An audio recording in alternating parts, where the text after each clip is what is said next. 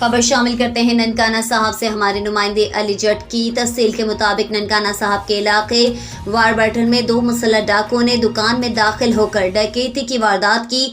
दुकानदार ने जान पर खेलकर लोगों की मदद से डकैती की वारदात नाकाम बना दी।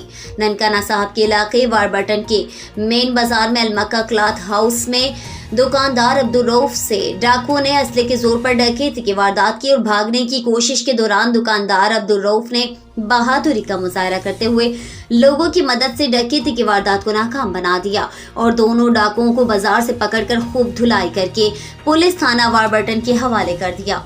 डाकुओं की जानिब से फायरिंग के नतीजे में दुकानदार अब्दुल रऊफ शदीद जख्मी हो गया, जिसे अल मुस्तफाई एम्बुलेंस के अमले ने फौरी तिब्बी इमदाद के लिए सरकारी हॉस्पिटल मुंतकिल कर दिया।